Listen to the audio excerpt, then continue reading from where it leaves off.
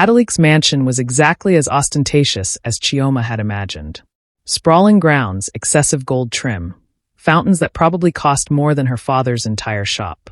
Cars lined the circular driveway, Mercedes, Bentleys, Range Rovers, each one worth more than most Nigerians made in a lifetime. "Stay close," Ezekiel murmured as they walked up the marble steps. His hand was firm on her lower back, reassuring. "Remember, you're just my wife. Nothing more, nothing less." A butler greeted them at the door, checking their names off a list before ushering them inside. The foyer alone was bigger than Chioma's childhood home, with crystal chandeliers and art that belonged in museums. "Ezekiel," Chief Adelik appeared from the crowd, arms spread wide in false welcome. He looked even more reptilian up close, his smile too wide, his eyes too calculating. "I'm so glad you decided to come. And you brought your lovely wife." "Chief Adelik." Ezekiel's voice was carefully neutral. "Thank you for the invitation." Of course. Any time." Adelik's gaze slid to Chioma, that same assessing look that made her skin crawl. "Mrs. Nnamdi, you look absolutely radiant. That dress is stunning." "Thank you," Chioma managed, forcing herself to smile. "Come, let me introduce you to some people. There are several gentlemen here who've been asking about you, Ezekiel." Adelik was already steering them toward a group of men in expensive suits. The next hour passed in a blur of introductions and shallow conversations. Chioma played her part perfectly, the devoted wife, slightly naive, more interested in the decorations than the business discussions. She laughed at jokes she didn't find funny. She smiled until her face hurt. And all the while, she was mapping the house in her mind. The study was on the second floor, third door on the left. She'd memorized the layout from the blueprints Ezekiel had obtained. 2 security cameras in the hallway, but there was a blind spot near the door if she approached from the right angle. The safe was behind a painting, unoriginal but effective. "I need to use the ladies' room," Chioma said finally, touching Ezekiel's arm. "I'll show you," Adelik started. "No need," Chioma interrupted quickly. "I'm sure I can find it. You gentlemen continue your discussion." She could feel Ezekiel's tension, but he nodded object. "Don't get lost." "I won't." Chioma walked away slowly, playing the part of a woman casually looking for the bathroom. She admired artwork on the walls. She smiled at other guests. And gradually, she made her way to the staircase. The second floor was quieter, most guests staying on the main level where the food and drinks were. Chioma's heart was pounding so hard she could hear it in her ears. She moved carefully, staying in the blind spot she'd identified, approaching the study door. It was unlocked. Thank God. She slipped inside and closed the door silently behind her. The study was exactly as described, dark wood, leather furniture, and dominating one wall, an oil painting of Adelik himself. Narcissistic and predictable. Chioma moved quickly to the painting and carefully lifted it off the wall. Behind it was indeed a safe, just as Ezekiel's source had said. She pulled out the small device he'd given her, a decoder that would crack simple electronic locks. Her hands were shaking as she attached it to the safe. Come on. The device beeped softly. Green light. The safe clicked open. Inside were stacks of cash, some jewelry, passports, and a leather-bound ledger. Chioma grabbed it with trembling fingers and opened it to the first page. Dates. Names. Amounts. All in Adelik's handwriting. This was it. This was everything they needed. She pulled out the micro camera and started photographing pages as fast as she could. Each click of the shutter sounded impossibly loud in the quiet room. Her hands were sweating, her breath coming too fast. Almost done. Just a few more pages. The door opened. Chioma spun around, her heart stopping. A man stood in the doorway, one of Adelik's security guards, massive and scowling. "What are you doing in here?" he demanded. "Think. Stay calm. Make up a story." "Oh, thank God." Chioma pressed her hand to her chest, channeling every ounce of acting ability she had.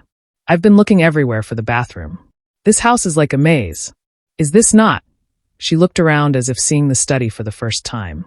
"Oh no, this isn't the bathroom at all. I'm so sorry." The guard's eyes narrowed. "The bathroom is downstairs." "Of course it is. I'm so silly. I turned around and got completely lost." She laughed, the sound high and nervous, which wasn't hard because she actually was terrified. "My husband always says I have no sense of direction. Could you point me the right way?" The guard was looking at her suspiciously, his gaze moving past her to the open safe, the ledger on the desk. Chioma's mind raced. She had seconds before he put it together. Seconds before everything fell apart. Actually, she said, swaying slightly, I'm not feeling well. The champagne, I think. Could you help me find my husband? Ezekiel Nnamdi? Tall, has a scar. She put her hand to her forehead dramatically. I think I need to sit down. And she let her knees buckle. The guard lurched forward automatically, catching her. Ma'am? Ma'am. I'm fine, Chioma murmured, leaning heavily on him. Just my husband. Please. Let me get Chief Adelik. No. She grabbed his arm. I'm so embarrassed. Please, just my husband. I don't want to cause a scene. The guard hesitated, clearly torn between his duties and the crying, swaying woman in his arms. Finally, he made a decision. Come on. Let's get you downstairs. He helped her out of the study. Chioma let him support most of her weight, playing up her illness. All while her mind screamed at her about the ledger still lying open on the desk, the safe still open, the evidence of what she'd been doing plain for anyone to see. But she couldn't go back. She could only move forward and hope. There you are. Ezekiel's voice cut through her panic.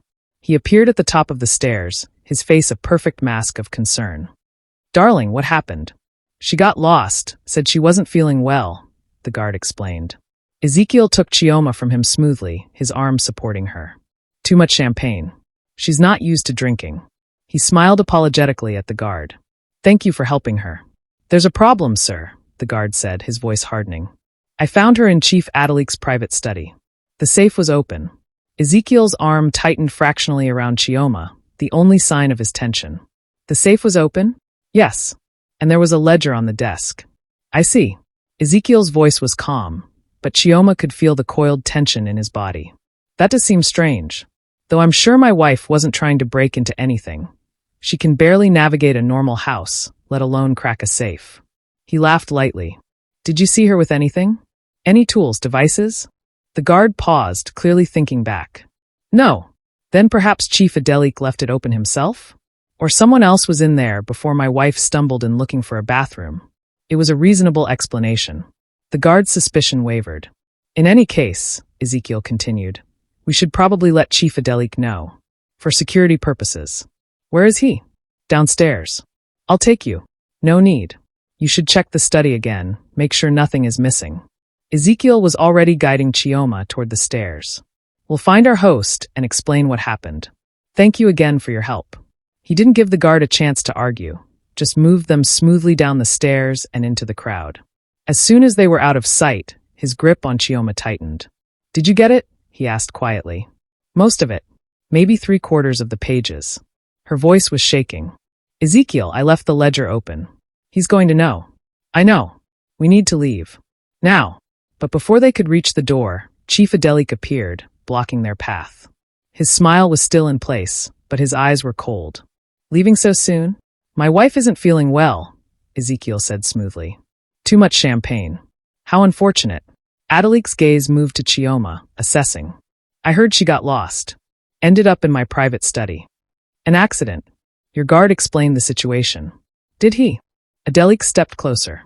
You know, Ezekiel, I've always admired your intelligence. Your strategic thinking. But sometimes I wonder if you think I'm stupid. The air went cold. I don't think you're stupid, Chief. No. Then why would you bring your wife to my home and have her break into my safe? Adelik's voice was still pleasant, but there was steel underneath. Did you really think I wouldn't have cameras? That I wouldn't be watching? Chioma's stomach dropped. Cameras. Of course there were cameras. How could they have been so stupid? Ezekiel's face betrayed nothing, but she felt his body tense like a coiled spring. I don't know what you're talking about. Don't you? Adelik pulled out a phone and held it up. On the screen was a video, clear as day, of Chioma opening the safe, photographing the ledger. This is quite damning, don't you think?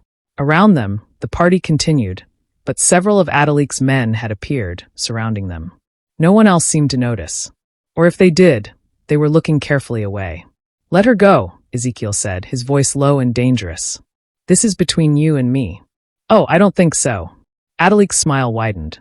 See, I've been waiting for you to make a move against me. I knew you were collecting evidence. Did you think I didn't have people watching you? I've just been waiting for you to give me a reason to eliminate you. And now you've given me one. He gestured to his men. Take them both. Quietly. No. Ezekiel moved so fast Chioma barely saw it. One moment he was standing still, the next he'd grabbed the nearest man and slammed him into a wall. Chioma, run. I'm not leaving you. Run. But there were too many of them. They swarmed Ezekiel, trying to bring him down through sheer numbers. He fought like a demon, brutal and efficient, but even he couldn't fight 8 men at once. Chioma looked around desperately. The other guests were scattering now, alarmed by the violence. Security was running toward them. She needed to.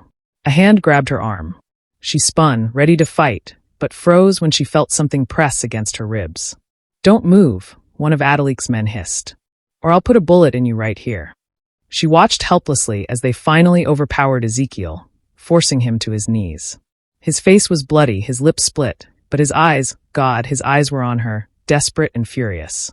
Let her go, Adelik, he said hoarsely. Please. She's innocent in this. Innocent. Adelik laughed. She broke into my safe. She photographed my private documents. She's as guilty as you are. She was following my orders. She didn't know what she was doing. Oh, I think she knew exactly what she was doing. Adelik walked over to Chioma, tilting her face up with one finger. She wanted to bite him, to spit in his face, but the gun pressed harder against her ribs. She's quite lovely, Ezekiel. I can see why you broke your rules for her. Love makes us all weak, doesn't it? If you hurt her, you'll what? You're hardly in a position to threaten me. Adelik released Chioma's face and turned to his men. Take them to the warehouse. The same one where we had our little conversation 5 years ago. I think it's time for a reunion. Chioma's blood ran cold. The warehouse, where they'd tortured Ezekiel for 3 days. Where he'd gotten his scars. Adelik, please. Ezekiel tried to stand, but they forced him back down. Please. Adelik's eyebrows rose. The great Ezekiel Nnamdi is begging? How the mighty have fallen. He gestured dismissively. Get them out of here. And make sure no one sees. They were dragged through a service entrance, thrown into the back of a van. The last thing Chioma saw before the doors slammed shut was the mansion, still glittering with lights and laughter, like nothing was wrong at all. In the darkness of the van, Ezekiel's hand found hers. I'm sorry, he whispered. God, Chioma, I'm so sorry. This isn't your fault. It's entirely my fault. His voice was raw. I should never have involved you. Never. I chose this. She squeezed his hand. I chose you. I'd choose you again. Even now. Especially now. They drove for what felt like hours, but was probably only 20 minutes. When the doors opened, they were in an industrial area. Dark, deserted. Exactly the kind of place where people could scream and no one would hear. The warehouse was old and cavernous, with rusted machinery and stained concrete floors. Chioma tried not to think about what those stains might be. They were pushed into chairs, their hands tied behind their backs with zip ties that cut into Chioma's wrists. Adelik strolled in behind them, looking completely at ease. Now then, he said pleasantly, let's have a conversation about respect and consequences. He nodded to one of his men, who stepped forward and punched Ezekiel in the face. Hard. Chioma screamed. Don't, she cried. Please don't hurt him. Oh, my dear, I'm just getting started. Adelik smiled. You see, 5 years ago, Ezekiel here asked too many questions. Stuck his nose where it didn't belong. So I taught him a lesson. Apparently, he didn't learn. Another punch. Ezekiel's head snapped back, blood streaming from his nose. Stop it. Chioma was pulling against her restraints so hard the plastic was cutting into her skin. Stop hurting him. Why should I? Adelik looked genuinely curious. He tried to destroy me. He sent his little wife to steal from me. Why shouldn't I hurt him? Because I'll give you what you want. The words burst out of Chioma before she could think them through. Whatever you want. Just stop hurting him. Please. Adelik's eyes gleamed with interest. Whatever I want. Chioma, no. Ezekiel tried to speak, but another punch silenced him. Yes, Chioma said desperately. Whatever you want. Money, information, I don't care. Just stop. Interesting. Adelik circled her slowly. You know what I want? I want to know where Ezekiel has been hiding his evidence. All those files, all those records. I want them destroyed. I don't know where they are. Don't lie to me. His voice hardened. You're his wife. You live in his house. You know. Chioma's mind raced. The files were in Ezekiel's locked room, backed up on encrypted servers that only he knew the passwords to. Even if she told Adelik where the physical files were, he couldn't access the digital backups. But if she told him nothing, he'd keep hurting Ezekiel. I'll tell you, she said. But you have to promise to let him go. Let us both go. Chioma, don't. Ezekiel's voice was thick with blood. Shut him up, Adelik ordered. One of his men hit Ezekiel again, and this time he slumped in his chair, barely conscious. Stop! Chioma was sobbing now. Please, I'll tell you everything, just stop. Then talk. She gave him the address of Ezekiel's office. Not his home, but the office. Let him waste time searching there while she figured out what to do. Adelik pulled out his phone and called someone, relaying the address. Check it out. I want everything destroyed. He hung up and smiled at Chioma. See? That wasn't so hard. And in exchange, I'll keep my promise. I'll let you go. Relief flooded through her. Both of us? I said I'd let you go. I didn't say anything about him. Adelik's smile widened. In fact, I think Ezekiel needs to learn a more permanent lesson this time. One that will last forever. No. Chioma struggled against her bonds. You promised. I promised to let you go. And I will. You'll be free to leave, to go back to your life, to forget all about this. He leaned down close to Ezekiel, who was stirring weakly. But you, my friend, you're going to disappear. Maybe I'll make it quick. Maybe I won't. I haven't decided yet. You can't, Chioma's voice broke. Please, I gave you what you wanted. And I'm giving you what I promised. Freedom. Adelik nodded to his men. Untie her. Let her go. No. Chioma fought as they cut her bonds, tried to get to Ezekiel. I'm not leaving him. I won't. Then you'll die with him. Your choice. Chioma froze. She looked at Ezekiel, beaten, bloody, barely conscious, and then at Adelik, who was completely serious. If she stayed, they'd both die. If she left, maybe she could get help. Maybe she could save him. I'm sorry, she whispered to Ezekiel. I'm so sorry. His eyes opened slightly, finding hers. And even through the blood and the pain, she saw understanding there. And forgiveness. They dragged her out of the warehouse and threw her into a car. She screamed the entire way, beating on the windows, begging them to go back. They dumped her on a street corner in Lagos and drove away, leaving her alone in the dark. Chioma ran. She ran to the nearest police station, burst through the doors still in her torn red dress, covered in Ezekiel's blood. You have to help me, she screamed. My husband, they're going to kill him. Please, you have to. But the officer at the desk just looked at her with pity and something else. Fear. Ma'am, I'm sorry, but there's nothing we can do. What? Why not? They have him in a warehouse, they're going to kill him. Chief Adelik is a very powerful man. We can't. Then what good are you? Chioma slammed her hands on the desk. You're the police. You're supposed to protect people. I'm sorry. And he did look sorry. But if we go after Adelik, we'll all end up dead too. I have a family. I can't. Chioma backed away from him, horror dawning. The police were scared of Adelik. Or bought by him. Or both. There was no help coming. She ran out of the station, her mind spinning. What could she do? She was one person against one of the most powerful men in Lagos. She had no weapons, no backup, no. The files. The evidence Ezekiel had been collecting. If she could get that to someone who mattered, someone who could actually do something. Chioma hailed a taxi with shaking hands. Take me to Lekki, she told the driver, giving him Ezekiel's address. The house was dark and empty when she arrived.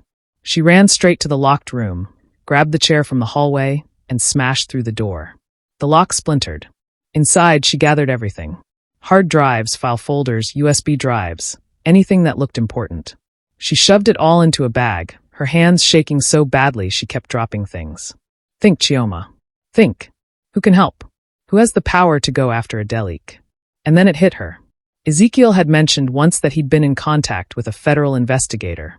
Someone from Abuja who was clean, who couldn't be bought.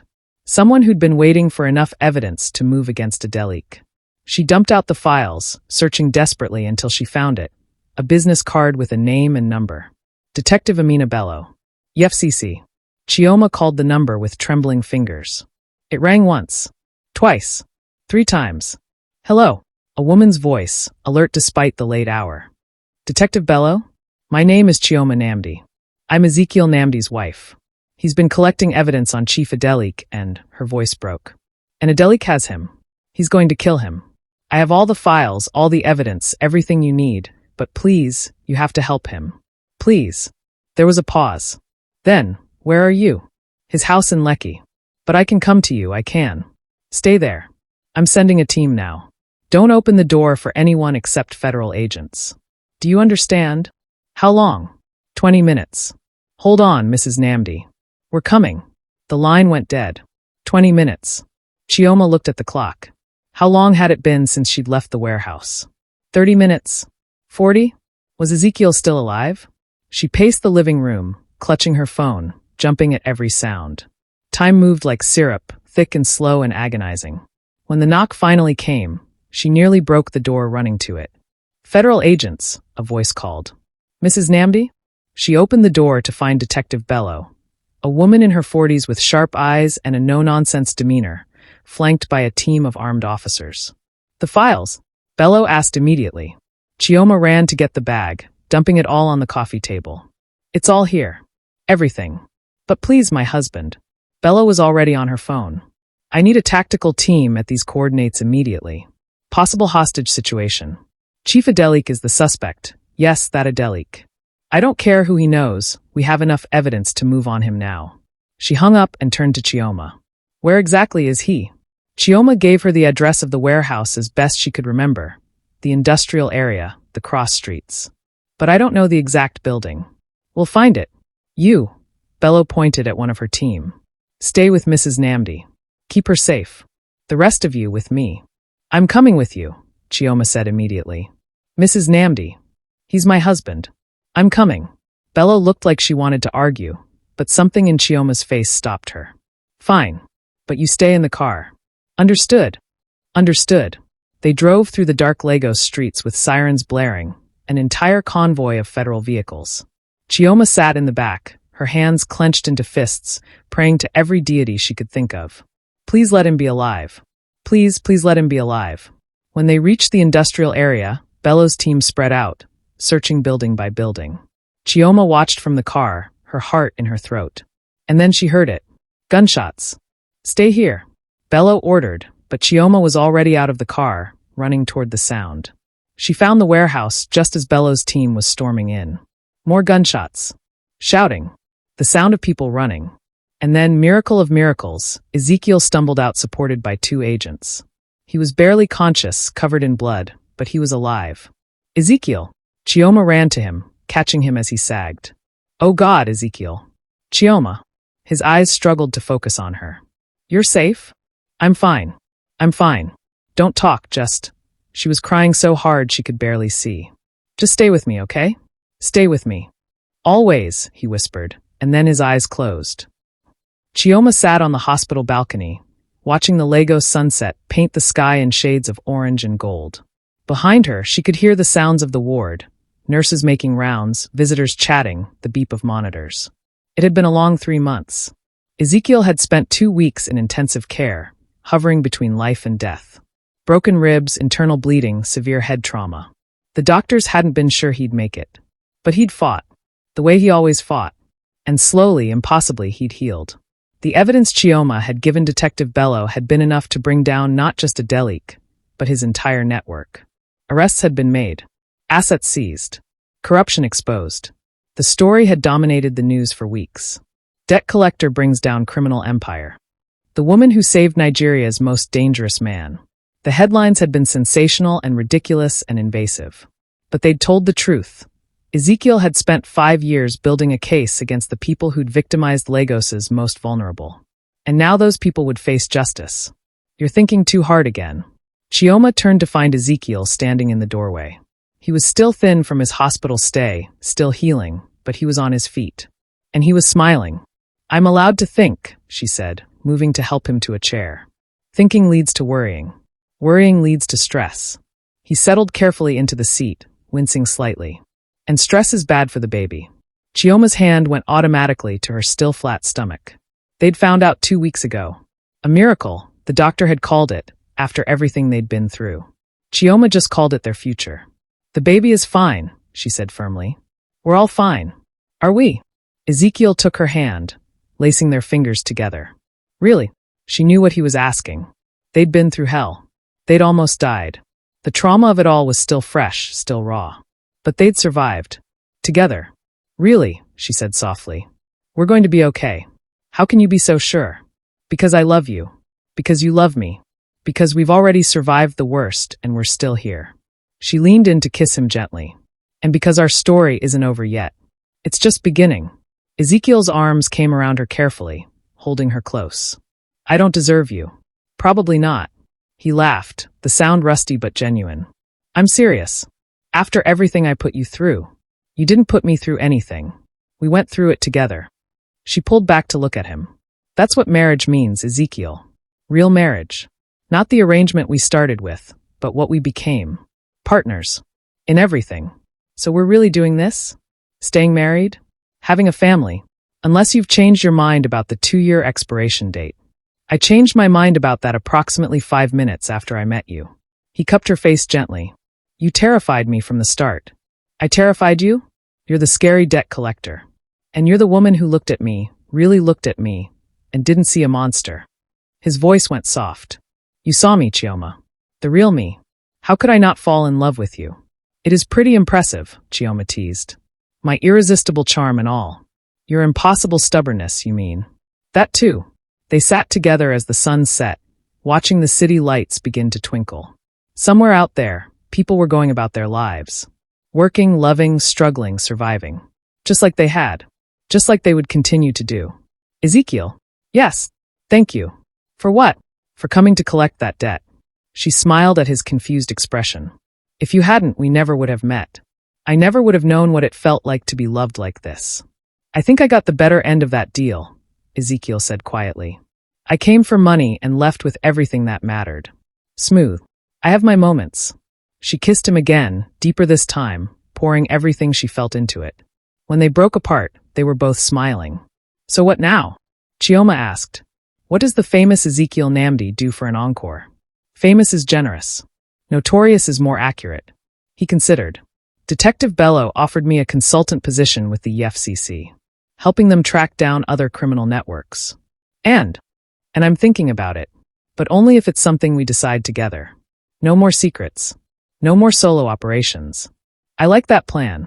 Chioma rested her head on his shoulder. Though I should warn you, being married to me comes with certain requirements. Such as weekly cooking lessons. You still can't make pepper soup without supervision. Fair. And you have to tell me when something's bothering you. No more brooding alone in locked rooms. The room's not locked anymore. You broke down the door. Details. She waved her hand. And most importantly, you have to let me love you. Even when you think you don't deserve it. Even when you're scared. Especially then. Ezekiel was quiet for a long moment. Then he pressed a kiss to her hair. I can do that. Promise. Promise. And he meant it. The house in Lekki was full of laughter and chaos. Ezekiel stood in the kitchen, attempting to make pepper soup under Chioma's watchful eye while their 6-month-old daughter, Adana, gurgled happily in her bouncer nearby. Less pepper, Ezekiel. How many times do I have to tell you? I'm measuring. I'm being precise. You're being stubborn. Pot meet kettle. Chioma threw a dish towel at him, laughing. He caught it without looking, show off, and grinned at her. This, she thought. This was happiness. Not the grand gestures or the dramatic rescues or the newspaper headlines. Just this. Everyday moments. Cooking together. Raising their daughter. Building a life. Your father called earlier, Ezekiel said, stirring the pot. He wants to know if we're coming for dinner on Sunday. What did you tell him? That I'd check with my wife. Because I'm an excellent husband who makes joint decisions. You're learning. I have an excellent teacher. Samuel had cried when he'd found out about everything. The kidnapping, the near-death experience, all of it. He'd been horrified that his debt had led to such danger. But Chioma had hugged him tight and told him that his debt had also led to love. To family. To everything that mattered. It had taken him a while to forgive himself. But slowly, with Ezekiel's help, he was rebuilding his business. And more importantly, he was building a relationship with his son-in-law. Learning that the man everyone feared was gentle with his daughter and granddaughter, patient with teaching him about bookkeeping, and protective of their little family. Tell him yes, Chioma said, moving to check on Adana. Their daughter had her father's dark eyes and her mother's smile. We'll be there. And Ada? She wanted to come by this week. Wednesday. She's bringing her new boyfriend. The accountant. Another accountant? That's the third one this year. She has a type. Chioma picked up Adana, who immediately reached for her mother's hair. At least this one seems nice. They all seem nice at first. says the man who proposed marriage to a woman he'd known for 5 minutes. That was different. That was a business arrangement. Sure it was. Chioma hip-checked him gently. Keep telling yourself that. Ezekiel turned off the stove and pulled her close. Carefully, always carefully when she was holding their daughter. You know what I think? What? I think I knew from the moment you stood up to me in that apartment. When you looked at me without fear and offered yourself in your father's place. His voice went soft. I think I started falling in love with you right then, even though I didn't know it yet. That's very romantic for someone who threatened my father. I never actually threatened him. I just looked intimidating. You're still intimidating. Not to you. Not anymore. Chioma kissed him softly, Adana babbling between them. Now you're just mine. Always was. I just needed you to claim me. A knock at the door interrupted them. Ezekiel tensed automatically, old habits dying hard, but relaxed when he saw through the window that it was Detective Bello. Amina, he greeted, opening the door. Is everything okay? Everything's fine. Sorry to drop by unannounced. Bello smiled at Chioma. And hello to you, Mrs. Nnamdi. The baby's beautiful. Thank you. Want to hold her? Maybe another time. I'm actually here on business. She pulled out a folder. We got a call this morning. There's a trafficking ring operating out of Benin City, moving young girls to Europe. The local police are either incompetent or complicit. We're not sure which yet. Ezekiel's expression hardened. And you want me to consult? I want you to help us build a case. The same way you did with Adelik. Bello's voice was serious.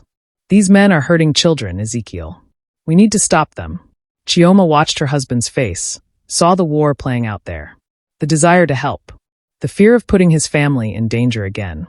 The weight of responsibility. Can I have a moment with my wife? He asked. Of course. I'll wait in the car. When she'd left, Ezekiel turned to Chioma. What do you think? I think you want to do it. I want to keep my family safe more. We are safe. Chioma shifted Adana to her other hip. Adelik's in prison. His network is destroyed. And you'll be consulting, not infiltrating. You'll be working with the EFCC with backup, with resources. It's not the same as before. It could still be dangerous. Everything's dangerous. You could get hit by a car walking to the market. I could slip in the shower. We can't live our lives in fear. She reached up to touch his scarred face. But more than that, I know you, Ezekiel Nnamdi. I know you can't stand by when people are being hurt. It's who you are. Why you collected all that evidence in the first place. Why you risked everything. I risked you. I almost lost you. But you didn't. We're here. We're alive. We're together. She smiled. And now we have a chance to help other people. To use everything we learned, everything we survived, to make things better. How can we not try?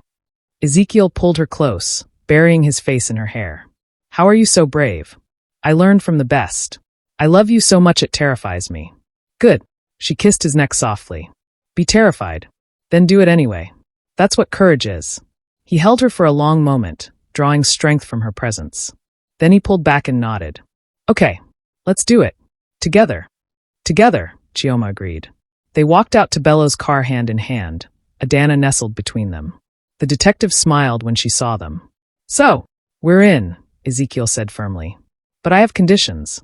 My family's safety comes first. Always. No exceptions. Agreed.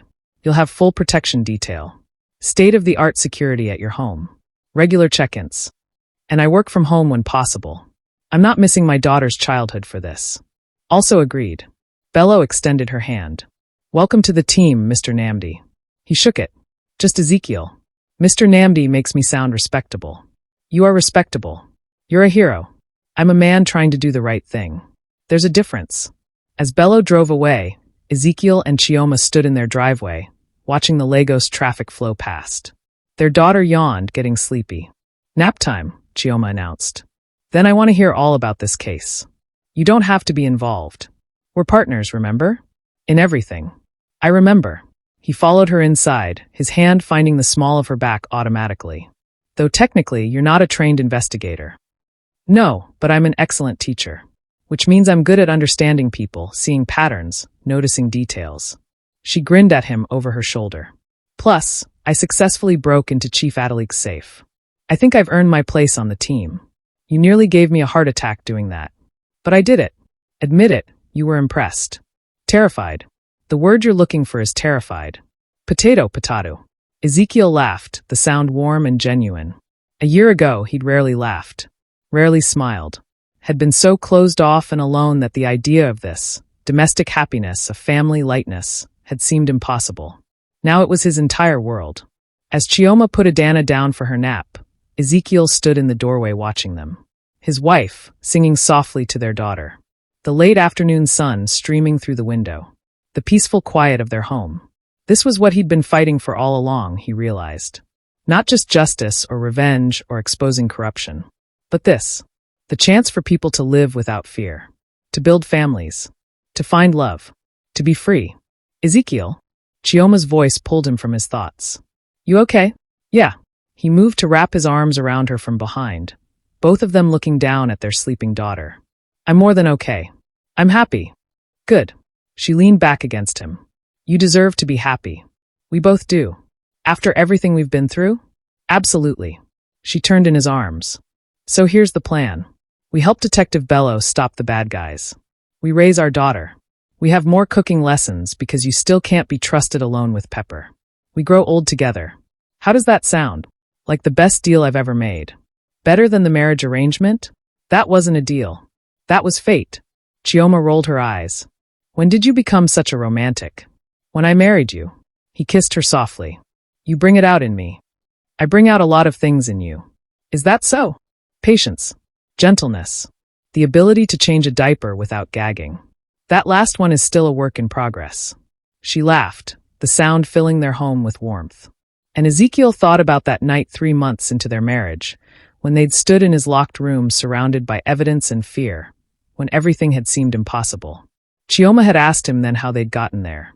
How he'd gone from being the monster at her door to the man she loved. Now he knew the answer. They'd saved each other. Not in one grand dramatic moment, but in 1,000 small ones. In cooking lessons and gentle touches. In seeing past scars, physical and emotional, to the person underneath. In choosing every single day to stay. To try. To love. What are you thinking about? Chioma asked, reading his expression. That story you wanted me to tell. Back then. In the bedroom. About how we got here? Yeah. He smiled. Want to hear it? We're living it right now. I know. But someday when Adana is older, when she asks how we met. He looked down at their daughter. What will we tell her? The truth. Chioma's eyes were soft. That a dangerous man came to collect a debt. That I offered myself instead. That he accepted and made me his wife. And that it was the scariest, most reckless, most wonderful thing either of us ever did. You're leaving out the part where you saved my life. And you're leaving out the part where you saved mine first. By giving me a choice when I had none. By treating me like I was precious when everyone else treated me like I was ordinary. She touched his face gently. We saved each other, Ezekiel. That's our story. Not quite finished yet, though. No. He grinned. We still have the sequel to write. The part where we take down trafficking rings and raise brilliant children and grow old together annoying each other. Annoying? You'll complain about my cooking. I'll complain about your terrible sense of direction. We'll argue about what to watch on TV. Sounds terrible. Sounds perfect. And it did. Because perfect wasn't flawless. Perfect wasn't without challenges or struggles or fears. Perfect was finding someone who saw all your broken pieces and loved you anyway. Who stood by you through the worst and celebrated the best. Who made you want to be better, do better, love better. Perfect was this. I love you, Chioma said softly. My dangerous, scarred, surprisingly romantic debt collector husband. I love you too, Ezekiel replied. My brave, stubborn, absolutely impossible wife. Impossible? In the best way. She kissed him then, slow and sweet and full of promise. The promise of tomorrow and next week and next year and all the years after that. The promise of partnership and family and love that wasn't conditional or temporary or fake. The promise of forever. Outside, Lagos continued its chaotic dance, traffic and noise and millions of people living their lives. But inside their home, there was peace. There was love. There was a family that shouldn't have existed, built from a transaction that had become something real. They said he was a monster. But monsters don't hold you like you're made of glass while breaking everyone who tries to hurt you. Monsters don't learn to cook your favorite foods. Monsters don't look at their sleeping daughter with wonder and tears in their eyes. Monsters don't love. And Ezekiel Nnamdi loved with every scarred, broken, healed piece of himself. It had started with a debt. It had become a love story. And it was far from over. The end. If you loved Chioma and Ezekiel's story, drop a comment below. Don't forget to like, subscribe, and hit that notification bell so you never miss a story. See you in the next one. Thanks watching. Kisses.